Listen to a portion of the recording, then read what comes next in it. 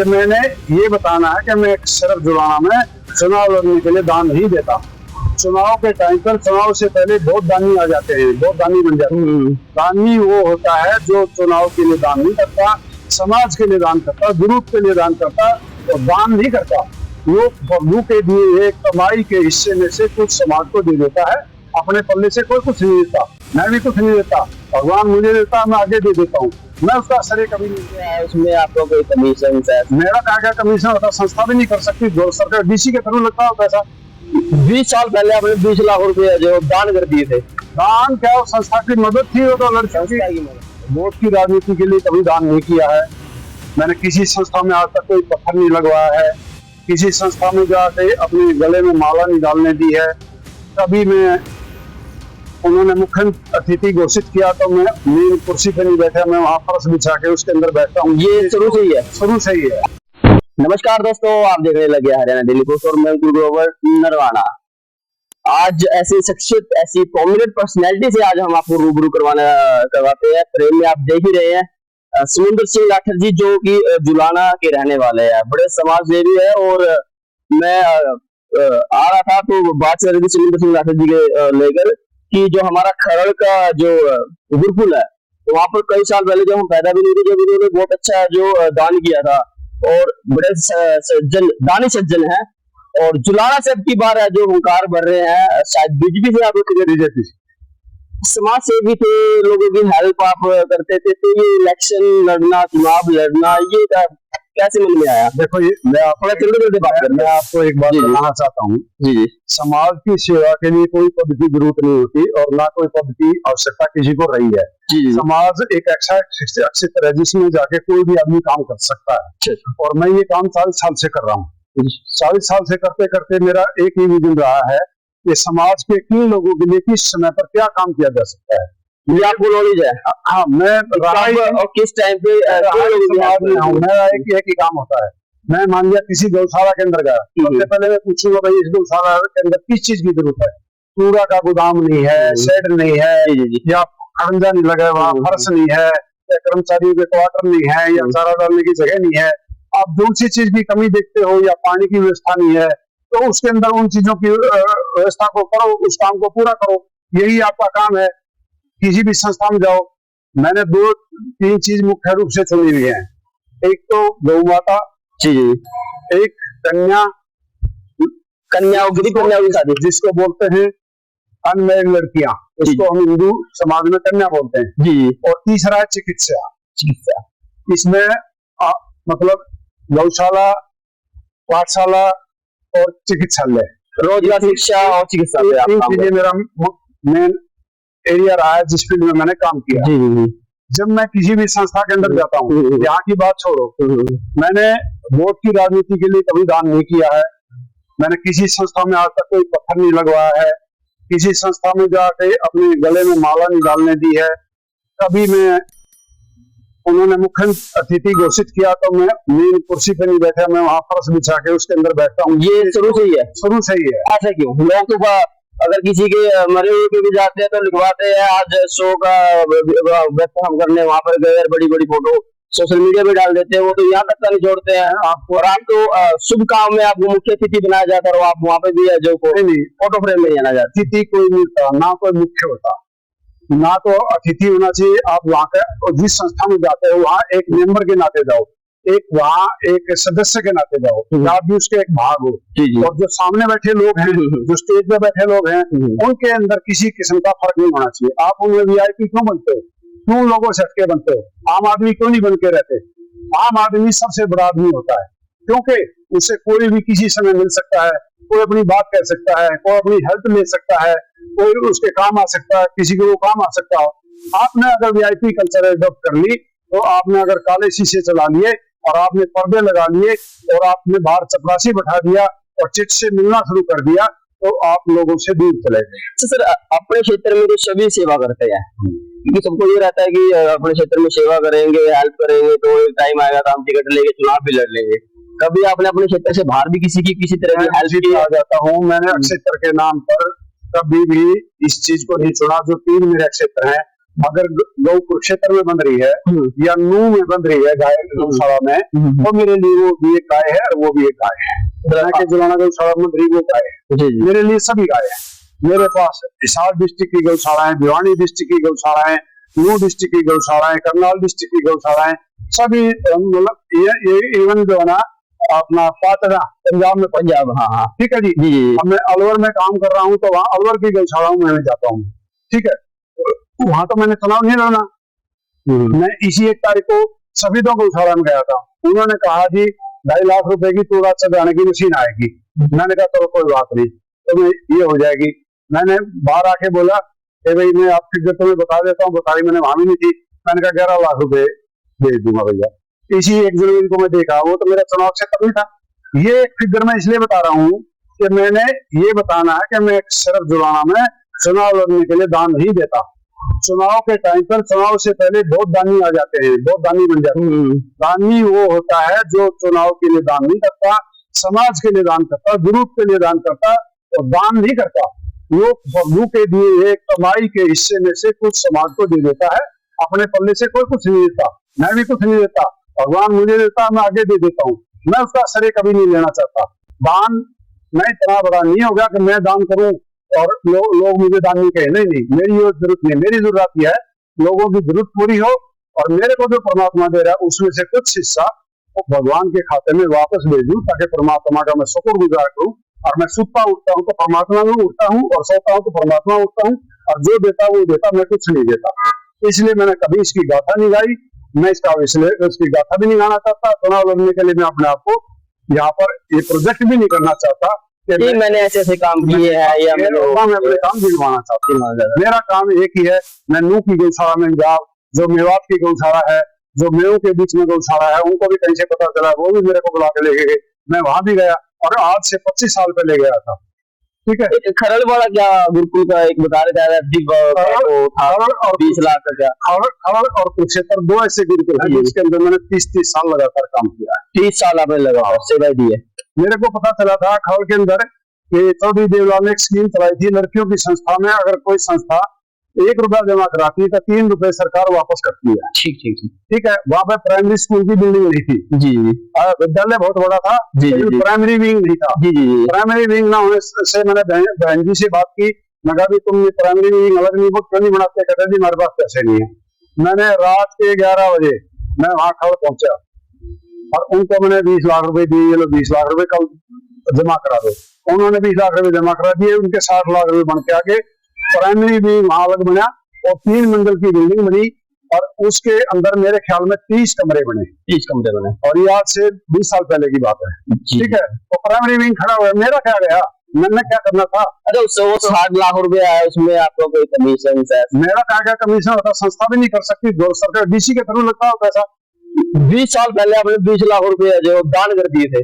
दान क्या, संस्था की मदद थी, वो तो लड़कियों की मदद। हाँ, मैं एक यूपी के अंदर गुरुकुल है जी, उसके अंदर मुरादाबाद डिस्ट्रिक्ट के अंदर चोटीपुरा, मैं वहां गया, कोई 500 रुपए की मेरी रसीद काट के गया था। मैंने उसका एड्रेस पढ़ के वहां देखने गया संस्था को। 700 लड़कियां गुरुकुल में थी। मैंने लड़कियां इकट्ठी करी, वहां भी यहाँ की समस्या बताओ। एक 5वीं क्लास की लड़की खड़ी होकर कहने लगी, पिताजी यहाँ लैट्रिन में सुबह नंबर नहीं आता, पेट दर्द हो जाता है। मैंने जाकर वो इंस्पेक्शन किया, 2 महीने की छुट्टी होनी थी। मैंने कहा ये सारे, उन्होंने कहा हमें तो बनाना भी इसी जगह पे। मैंने कहा इनको सबको पाड़ दो। वहां 80 बाथरूम और 80 लैट्रिन 3 मंजिल के संगमरमर पत्थर के साथ लगा के बनाए। आज तक मैं उस संस्था में नहीं गया। आज तक आप गए भी नहीं? ना, मैं गया भी नहीं, बनने के बाद भी नहीं गया। एक दिन गया था सर, और उससे पहले भी नहीं गया। नेकी कर दरिया में डालने वाली दिया, पैसे दे दिए, बनाना चालू कर दिया और बन के पूरा हो गया। वही बात है ना, नेकी कर दरिया में डाल, उसकी तरफ देखना ही। जो भी है वो तो, लेकिन मैं इसको नेकी भी नहीं कहता। मैं कहता हूँ ये परमात्मा की लगाई हुई ड्यूटी है जो मैंने पूरी कर दी है। वहां जरूरत थी, तो जरूरत को परमात्मा ने मेरे माध्यम से मेरी ड्यूटी लगा के लड़कियों की जरूरत पूरी होगी।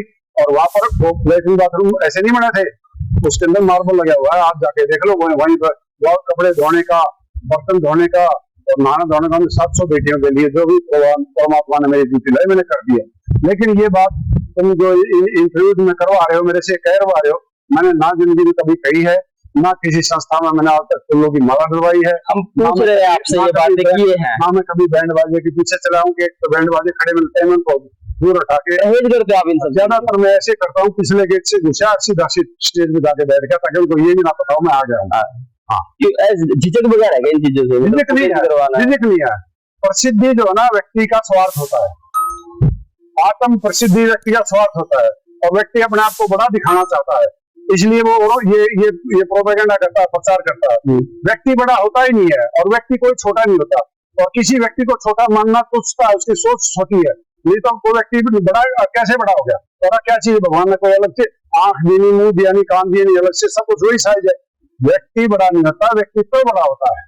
सर जैसा कि आपका जो नाम है वो आपका पर्सनैलिटी में शूट भी करता है, समुद्र सिंह लाठर जी, तो भाजपा को ही क्यों आपने चुना? देखो ऐसा भाजपा से चुनाव लड़ने का इसके चुनने के पीछे मेरे कारण, अगर आप इसको सुनना चाहते हो तो आपको मेरे को 2-3-4 मिनट देंगे। जी जी जी, ठीक है। आज सड़क, रेलवे, हवाई जहाज, 3 यातायात के साधन होते हैं, तीनों के अंदर हिंदुस्तान वर्ल्ड रैंकिंग में आ गया है। ऐसे रोड कभी पहले नहीं थे, जहां हम 1.5 घंटे 2 घंटे पहुंचते थे, वहां 45 मिनट में पहुंचते हैं। जहां हम 1000 रुपया तेल लगाते थे, 500 रुपये के तेल में पहुंचते हैं। आज कम से कम छोटे छोटे शहरों में हवाई अड्डे बन गए, यातायात के साधन बन गए, कितनी रेलवे निकली है, कितने ट्रैक निकले हैं, कितना रेलवे ने तरक्की की है, बहुत बड़ा हमारा रेलवे नेटवर्क बन गया है। इससे हटके हमारी मिलिट्री में, ये मैंने खुद अपने मुंह से सुना हुआ है, कांग्रेस टाइम के अंदर, मैं पार्टी का नाम लेना भी नहीं चाहता था, उन्होंने ये कहा था हमें राइफल खरीदने के लिए भी पैसे नहीं है। आज हमारे पास लड़ाकू जहाज, तो आर्मी के पास एमिनेशन, और आज हम एमिनेशन एक्सपोर्ट करते हैं। आर्मी का जो लड़ने का सामान है, यंत्र है, वो हम एक्सपोर्ट कर रहे हैं, उस टाइम इंपोर्ट करते थे। ये है राष्ट्रीयता, राष्ट्र के काम हुए हैं, सड़कें बनी, नहरें बनी, हवाई अड्डे बने, रेलवे बने। हरियाणा में क्या आप ये बताओ, आप अगर राष्ट्र की बात करते हो, राष्ट्रवादी हो, तो किसको पसंद करोगे? जो राष्ट्र की बात करता है, जो राष्ट्र के लिए काम करता है, उसको पसंद करोगे ना।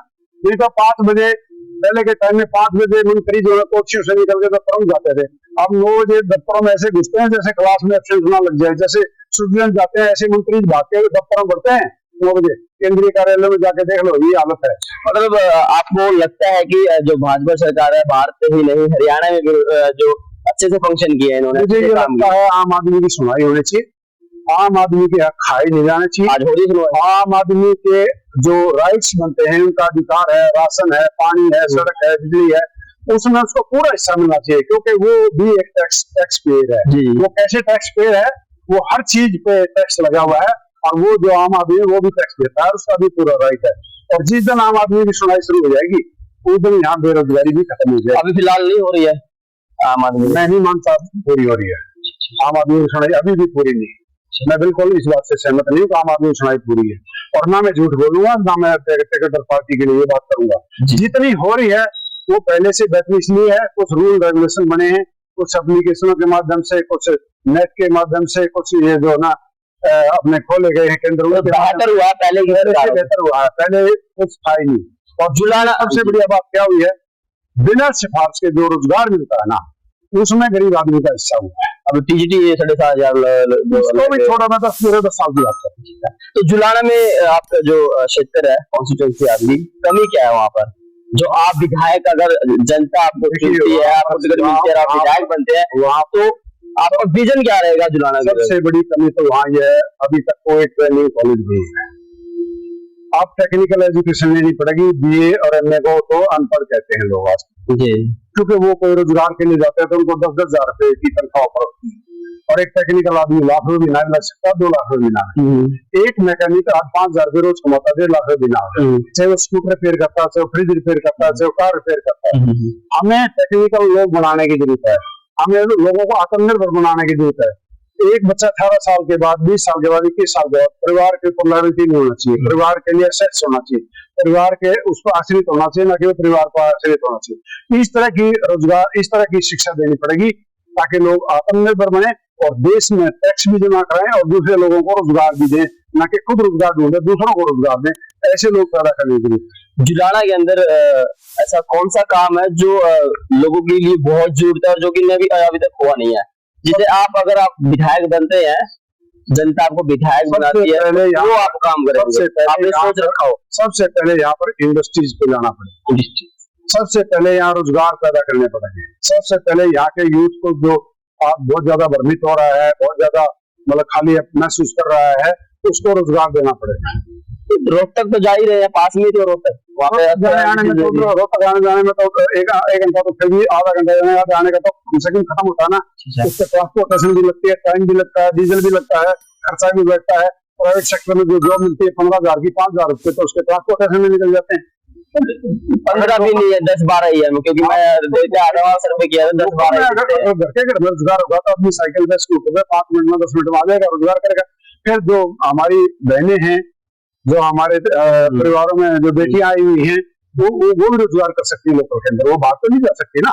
चिकित्सा का क्या हाल है? चिकित्सा का हाल तो इस टाइम पे सिविल अस्पताल की पोजीशन थोड़ी सी अच्छी हुई है पहले से, लेकिन एक बहुत बड़ा सिविल अस्पताल बनने की जरूरत है, जो कि सब साधनों से हो और वहाँ के पेशेंट को कम से कम दूर तक जाना पड़े, उसमें इम्प्रूवमेंट करने की जरूरत है। तो ये थे हमारे साथ समुद्र सिंह राठौर जी जुलाना से, और जुलाना कॉन्स्टिट्यूएंसी से जो भाजपा से जो टिकट की इच्छा इन्होंने व्यक्त की है, क्योंकि भाजपा से ये प्रभावित है। इनका मानना है कि भाजपा सरकार में है जो कुछ हालात है जो ठीक हुए हैं, लोगों को रोजगार मिले हैं, जो रोड कनेक्टिविटी है वो अच्छे ये दिन से है, जो आने जाने में है जो लोगों को अच्छा जो सुविधाजनक सड़कें मिली है हमें, तो इन चीजों से ये प्रभावित है। तो देखते हैं कि जुलाना की जनता और हरियाणा की जनता कमेंट सेक्शन में क्या जो समुद्र सिंह राठौर जी को लेकर जो कमेंट कर दी। कमेंट करना बहुत जरूरी है, सबकी आजादी है, राइट्स है, अपने कमेंट डालने चाहिए।